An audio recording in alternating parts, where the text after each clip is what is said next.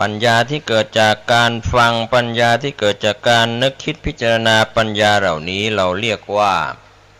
โลกียะปัญญานะครับท่านผู้ฟังยังศึกษามากฟังมากคิดมากก็ยังเป็นโลกียะปัญญายังไม่สมบูรณ์ในด้านปัญญาจะมีปัญญาหากินจนร่ำรวยเป็นเศรษฐีมหาเศรษฐี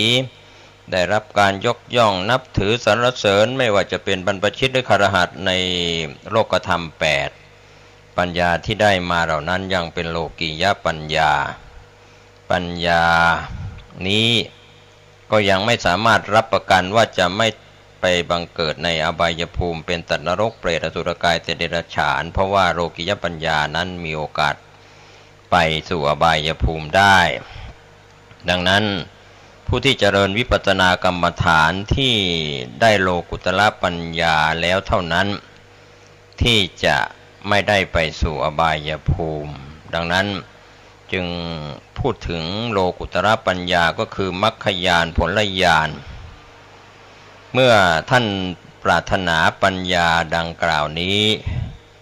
เราก็มาพิจารณาหรือว่ามาพูดคุยกันว่าเราจะปฏิบัติอย่างไรก็ปฏิบัติด้วยศีลสมาธิปัญญาอย่างครบถ้วนนะครับเรียกว่าเจริญวิปัสสนากรรมฐานตราบใดชีวิตของเราในปัจจุบันนี้เรายังไม่ได้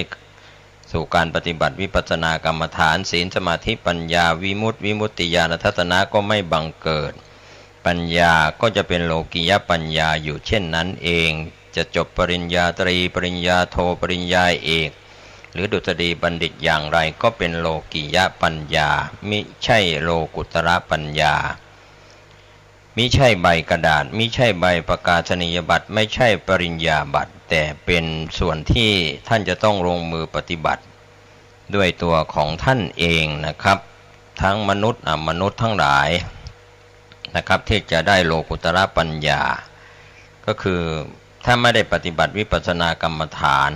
ก็จะไม่ได้มรรคญาณผลญาณครับเมื่อไม่ได้มรรคญาณผลญาณญาณที่เกี่ยวข้องกับวิปัสสนาก็ไม่เกิดก็เป็นโลกียะปัญญาอยู่เช่นนั้นดังนั้นก็เป็นปัญญาที่ทำมาหากินกันเวียนว่ายตายเกิดอยู่ในวัฏสงสารไม่มีที่สิ้นสุดนะครับในส่วนของความสมบูรณ์นะครับเมื่อเรามีศีลอย่างเดียวก็ไม่มีความพร้อมมีสมาธิอย่างเดียวก็ไม่มีความพร้อมมีปัญญาอย่างเดียวก็